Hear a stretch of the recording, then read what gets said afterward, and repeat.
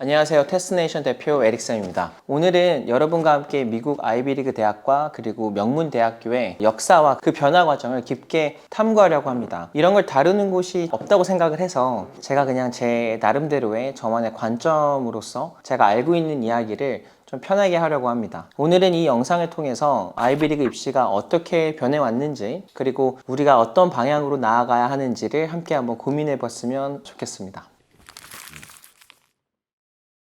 아이비리그라는 명칭은 공식적으로는 1954년 그 NCAA라는 전미대학 체육협회의 어떤 디비전 1에 속한 그 8개의 학교의 엘리트들을 가리키기 위해서 사용이 되기 시작을 했는데 1954년부터 아이비 대학교가 생긴 줄 알아요. 어떤 사람들은. 실제로는 이 학교들은 그거보다 훨씬 더 역사가 더 깊고요. 아이비리그 구성하는 대학들은 하버드가 첫 번째겠죠. 하버드 같은 경우에는 1636년에 설립이 됐고요. 예어 같은 경우에는 1701년, 그리고 콜롬비아 같은 경우에는 1754년에 설립이 됐고요. 근데 이제 이거를 설립 연도로 우리가 보긴 하는데 실제로 우리가 흔히 말하는 초기 4개의 대학교라고 하는데 그 4개의 대학교는 하버드, 프린스턴, 예어, 그리고 유펜이거든요. 콜롬비아가 실제로 그 중간에 껴있긴 한데 그거는 제가 추후에 한번 얘기를 해볼게요. 콜롬비아는 1754년에 설립을 했고 유펜 같은 경우에는 1740년에 설립을 했습니다. 그리고 브라운 같은 경우에는 조금 뒤죠. 1764년이고요. 다트머스는 1769년이고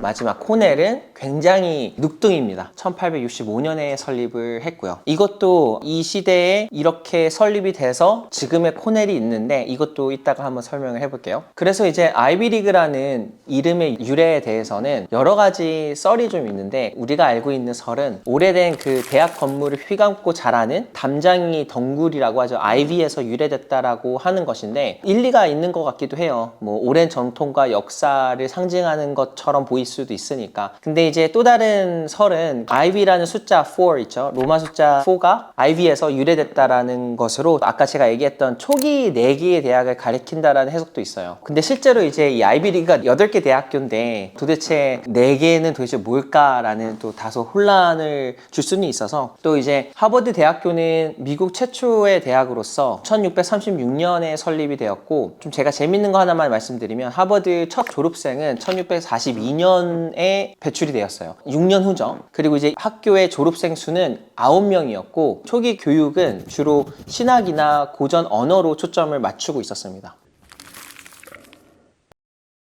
그래서 이제 왜 이런 교육을 가지고 있었을까라는 생각을 할 수 있는데 초기 아이비리그 대학들은 주로 성직자 양성과 그리고 고전 교육을 목적으로 설립이 되었고요. 당시 이제 교육은 라틴어, 그리스어, 신학, 철학 이런 교육이 중심이었는데 이거를 우리가 한번 자세하게 본다면 유럽의 중세 대학의 정통을 이어받는 거랑 크게 다른 게 없습니다. 그래서 우리가 이제 이러한 교육은 대부분 누가 받을 수 있었냐라고 생각을 해보면 대부분은 거의 다 부유한 백인 남성들한테 열려져 있었고 교육이 어떻게 보면 사회적 지위와 권력을 유지하는 수단으로 사용됐다라는 걸 의미할 수 있다고 봅니다. 그러니까 예를 들어서 하버드 대학교는 한때 입학 시험에서 라틴어와 그리스어를 필수로 요구를 했는데 이거는 이제 부유한 가정의 자녀들만 이러한 언어를 배울 수 있었기 때문에 당연히 교육의 기회가 불평등했다라고 생각을 합니다. 또한 이제 아이비리그 대학들 내에서 여러 가지 소사이티가 있는데 어떻게 보면 이 불평등의 최고점이라고 할 수가 있어요. 가장 유명한 거는 예일 대학교의 Skulls and Bones라는 건데 이 조직은 1832년일 거예요. 이때 설립이 되었고 미국에서 굉장히 많은 정치인과 기업인들이 실제 회원으로 활동을 했고요. 예를 들어서 조지 H.W. 부시, 조지 W. 부시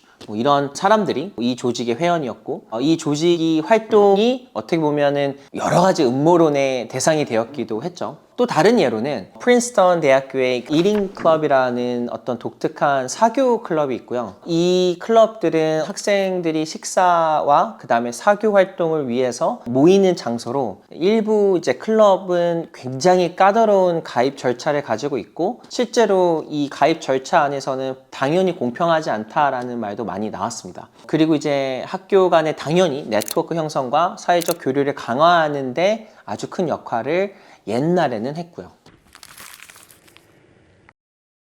불평이라고 얘기하면 preparatory school을 빼놓을 수 없죠. 어떻게 보면은 엘리트의 통로라고 할 수 있는데 아이비리그 대학으로 진학하는 데 있어서 preparatory school은 굉장히 중요한 역할을 했어요. 이때의 사립 기숙사는 지금도 그렇지만 대부분의 상류층 자녀들이 아이비리그를 입학하기 위해서 다니는 학교로 주로 Harkness Table이라는 방식을 도입해서 뭐 토론 중심의 교육을 제공합니다 라고 말을 하지만 실제로는 이런 교육을 받을 수 있는 사람들은 특정적인 사람들이었죠. 부자인 사람들. 그래서 이 학생들이 실질적으로 이런 교육이 되게 좋지만 비판적인 사고와 의사소통의 능력을 키울 수 있는 그러한 교육이었지만 이거를 받을 수 있는 사람들도 부유한 사람들이었어요. Preparatory School에서는 Phillips Academy Andover이라든지 뭐 Phillips Exeter 아카데미라든지 뭐 이런 학교들이 있고 엔도버 졸업생으로 우리가 생각하는 조지 부시, 뭐 험프리 보가트, 엑스터 같은 경우에는 마크 저커버그랑 댄 브라운의 모교이죠. 그래서 이 학교들을 보면 어마어마하고 또 굉장히 강력한 동문 네트워크를 형성하고 있으며 졸업생들은 사회의 각 분야에 영향을 굉장히 행사하고 있고 후배들에게 멘토링을 할 수 있는 기회를 또 제공을 한단 말이죠. 비유를 하자면 킹스맨을 얘기하는데 이 킹스맨도 비밀 조직처럼 서로를 돕고 이끌어가는 자기네들만의 조직이 형성된 것처럼 그런 식으로 이제 preparatory와 그리고 아이비와 이런 긴밀한 어떤 관계가 유지가 예전부터 되었다고 생각을 하시면 될 것 같아요.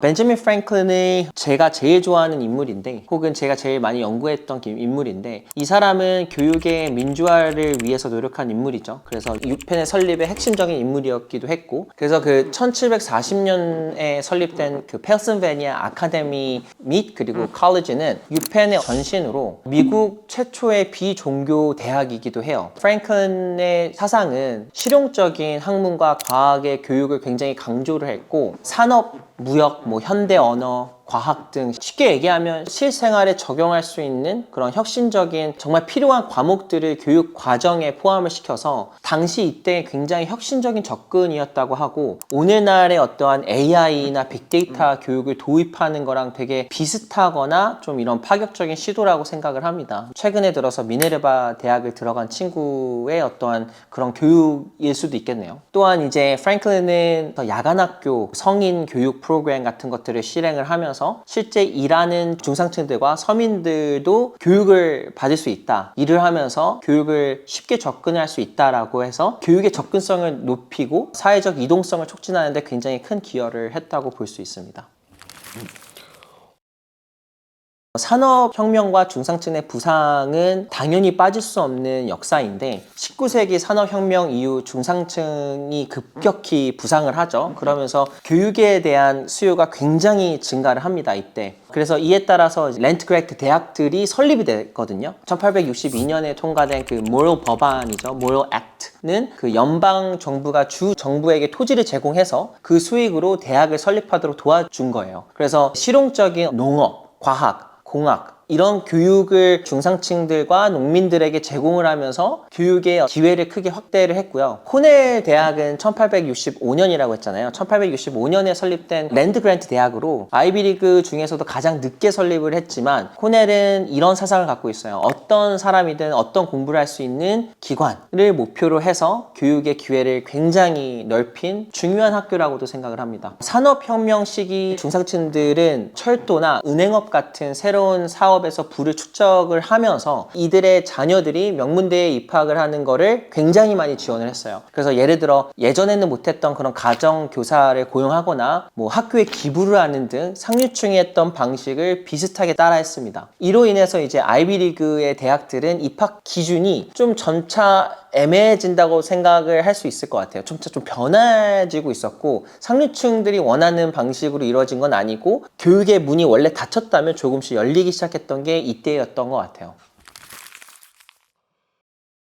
입학 제한과 유대인들은 방금 제가 말했던 문을 굉장히 많이 열어준 케이스라고 생각을 하는데 그리고 되게 중요한 역사적인 사건들이에요. 그 1920년도에 들어서면서 유대인 학생들의 입학 비율이 급격히 증가를 했어요. 이거는 이제 이민을 실제로 동부로 많이 유대인들이 많이 들어왔기 때문에 이 사람들이 동부에 있는 학교들을 많이 갔어요. 그래서 이제 제일 좋은 학교를 갔겠죠. 그래서 이제 아이비리그 대학들은 쿼터 제도라고 해서 이런 것들을 실제로 도입을 하면서 특정 특정 인종이나 종교의 그룹에 입학을 인위적으로 제한하는 나쁜 제도인데 그런 것들을 실제로 도입을 하고 실제로 많이 낮춥니다. 그래서 하버드 대학교는 유대인 학생들의 비율을 줄이기 위해서 정책을 고려를 했는데 이걸 실제로 했던 학교는 정말 막 엄청 많진 않아요. 콜럼비아, 뭐 프린스턴, 하버드 이런 학교들이겠죠. 그래서 기존에 이제 와스프죠, 이제 White Anglo-Saxon 그 Protestant 이런 엘리층이 실제로 위협을 느끼는 어떠한 결과라고 보시면 될 것 같습니다. 이 과정에서 입학 사정에서 인성평가, 추천서, 과외 활동 등의 주관적인 요소를 강화해서 유대인들 학생들의 입학을 제한하려고 했고 실제적으로 그렇게 됐고요. 근데 이제 유대인 학생들은 이에 굴하지 않아서 1948년에 브랜데스라는 유니버시티를 설립을 해서 자신들만의 교육 기관들을 만들었죠. 그래서 그 브랜데스는 다양성과 포용성을 강조해서 현재까지도 미국의 굉장히 좋은 리버럴 아츠 컬리지 중 하나로 인정받고 있고요. 근데 안타깝게도 그 제도는 굉장히 많은 유대인들의 입학을 감소시키긴 했습니다.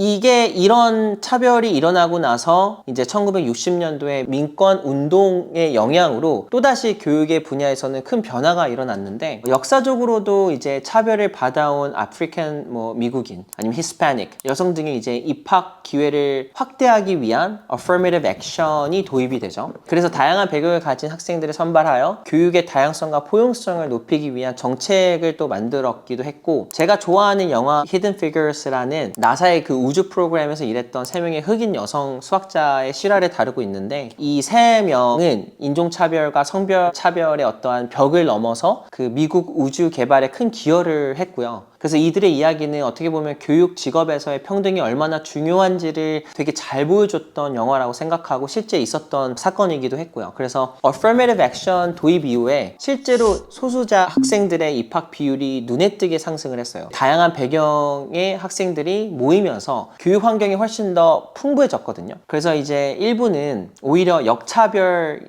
이라고 하죠. Reverse discrimination 이라면서 비판을 하기도 했어요. 예를 들어서 성적이 우수한 학생들이 인종이나 성별 때문에 오히려 불이익을 받는다라는 주장을 하게 되죠. 그게 누굴까요? 당연히 아시안 학생들입니다.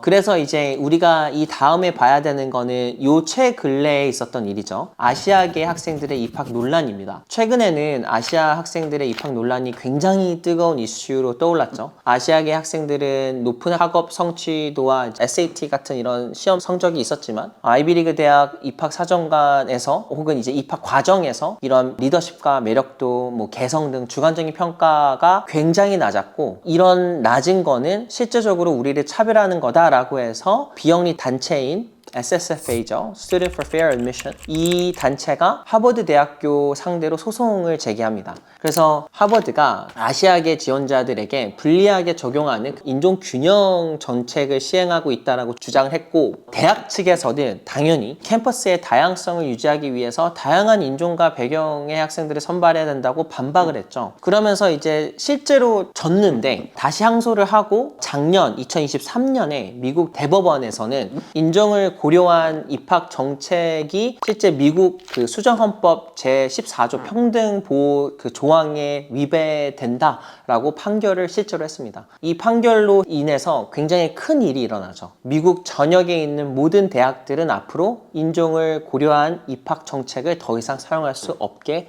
됩니다.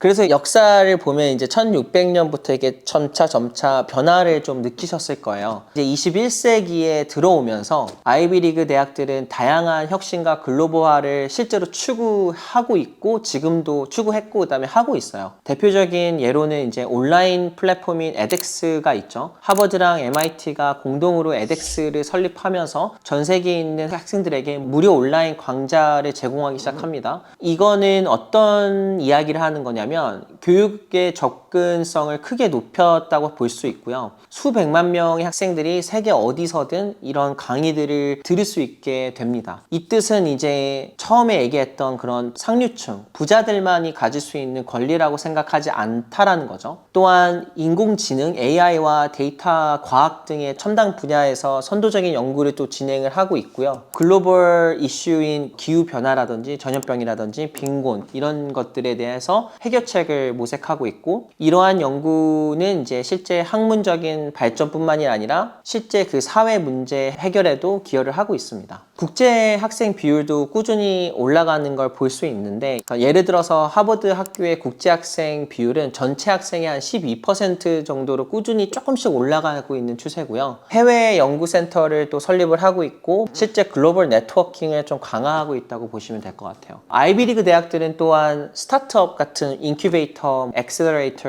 프로그램 같은 것들을 운영하면서 학생들의 창업을 적극적으로 지원도 하고 있고요. 예를 들어 하버드 이노베이션 랩이라든지 코넬 테크라든지 이런 기관들은 실제 학생들이 혁신적으로 아이디어를 실현하고 기업가로서 성장할 수 있도록 이제 학교 와가지고 이런 것들을 좀 지원을 주고 네트워크를 또 제공을 합니다. 빠르고 좀 굵직굵직하게 제가 얘기를 했는데, 그렇다면 이제 이 아이비리그가 추구하는 인재상은 무엇일까? 아이비리그 대학들은 총체적인 평가죠. 홀리스틱한 리뷰를 통해서 학생들을 선발을 하고 있습니다. 이는 이제 학업 성적뿐만이 아니라, 왜냐면 그 성적 때문에 도입이 된 게 쿼터 제도죠. 그래서 이런 성적뿐만이 아니라 열정과 창의, 그리고 리더십, 사회적인 역량 등을 종합적으로 평가하는 방식을 되게 중요하게 생각을 합니다. 예를 들어서 하버드 입학처에서는 우리는 학문적인 우수성뿐만이 아니라 다양한 경험과 관점을 가진 학생들을 찾고 있습니다 라고 아예 대놓고 써놨죠. 이것만 봐도 다시 말해 성적이 아닌 학생들의 잠재력과 인성도 되게 중요하다라는 의미고요. 또한 창업가 정신과 사회적 혁신에 대한 관심도 높아지고 있어요. 실제로 그 하버드와 스탠포드 같은 경우에는 스타트업 인큐베이터를 실제로 운영하고 있습니다. 그래서 학생들의 아이디어를 실현할 수 있도록 지원도 해주고 있고요. 이거는 정말 예전에는 없었던 거예요. 그래서 이 학생들이 단순히 학업에 그치지 않고 실제 긍정적인 변화를 이끌어낼 수 있는 역량을 키우는 데 중점을 두고 있다라는 걸 우리가 볼 수 있겠죠. 그치만은 제가 누누이 계속 얘기하지만 이것만이 중요한 건 아니에요. 왜냐면 그렇다고 해서 우리가 이거를 역이용해서 그러면 내가 창업을 해야 되겠구나 라고 생각을 하는데, 그러면 안 되고요. 실제 여기에 들어가 있는 친구들은 능력들이 있어요. 그렇기 때문에 그 능력을 가지고 이제 창업을 해보라고 하는 겁니다. 그래서 내가 창업을 했다라는 그게 그 기준이 아니라 너네들이 능력이 있으니까 우리가 지원을 해줄게, 그런 개념이라고 보시면 될 것 같아요. 이 역사 속에 담긴 다양한 사실들을 살펴보면서 이 아이비리그의 역사는 영광과 명성뿐만이 아니라 안타깝게도 차별과 불평등의 역사도 함께 가지고 있다는 걸 볼 수 있겠죠. 그러나 이러한 과정을 통해서 교육의 다양성과 포용성을 향해 나아가고 있다고 생각을 합니다. 여러분이 이 이야기를 통해 얻을 수 있는 교훈이 무엇일까 생각을 해보면 바로 교육의 본질과 사회적인 책임에 대해서 다시 생각해보는 것이라고 생각해요. 단순한 스펙 경쟁이 아니라 자신의 열정과 가치를 좀 발견해서 이를 세상에 기여하는 것이 어떻게 보면 정말 진정한 교육의 목표가 아닐까라는 생각을 합니다. 저는 여러분이 대학 입시를 준비하면서 단순히 수치화된 성적이나 트로피, 스펙에만 집중하지 않기를 바라는데, 이거를 설득할 수 있는 방법이 크게 많이 없어요. 이제 상담을 통하거나 저희 학생이나 아니면 이렇게 유튜브로 말을 할 수 있다고 생각을 하고 있고요. 대신 학생들은 뭘 해야 되냐면 프로젝트를 통해서 실제 경험을 쌓고 창의적인 사고를 발전시키면서 사회적인 긍정적인 변화를 이끌어낼 수 있는 능력을 키우는데 중점을 같이 두길 바래요. 학업이랑. 절대적으로 이러한 노력은 혹은 이러한 역량은 단순히 이 친구가 그냥 공부를 잘해 보인 것만이 아니라 정말 이 친구가 진정한 가치를 쫓고 있구나라는 거를 알 수 있습니다. 그래서 저는 진심으로 학생들이 여러 프로젝트를 빌드를 해서 실질적인 변화를 이끌어낼 수 있도록 도와주고 싶어요. 이렇게 해도 된다라고 좀 용기를 주고 싶고요. 아이비리그와 같은 명문대 대학들이 변해왔듯이 우리도 이 교육 시스템을 개선해서 학생들이 진정으로 성장하고 그리고 자신의 잠재력을 발휘할 수 있는 환경을 우리가 만들어줘야 되는 거거든요. 이를 위해서는 단순한 이런 성적이나 이런 것들을 가지고 세일즈를 하는 게 아니라 학생의 개개인의 열정과 내면의 성찰 그리고 실제 경험을 중요시하는 그런 교육으로 많은 사람들이 이렇게 컨설팅이든 뭐든 발전을 했으면 하는 바람입니다. 결론적으로는 이 아이비리그의 역사는 우리에게 많은 것을 가르쳐 줍니다. 불평등과 차별의 역사 속에서 변화와 혁신을 통해 발전해온 이들의 이야기는 우리에게 어떤 교육의 진정한 목적과 그리고 사회적 책임을 다시금 일깨워줘야 된다고 생각하고요. 우리도 이러한 교육을 바탕으로서 학생들이 단순한 스펙 경쟁을 넘어서 진정성으로 내가 뭔가를 바꿀 수 있다라는 그런 용기를 가지고 무언가는 해야 됩니다. 여러분들도 자신의 히든 피겨스를 찾아보라고 얘기하고 싶고요. 그리고 우리가 그 열정을 키워나간다면 무조건 세상을 바꿀 수 있는 주인공이 될 수 있다고 저는 생각합니다. 오늘 이야기 들어주셔서 감사하고요. 다음에도 더 흥미롭고 또 지식이 넘치는 이야기로 찾아뵙겠습니다. 감사합니다.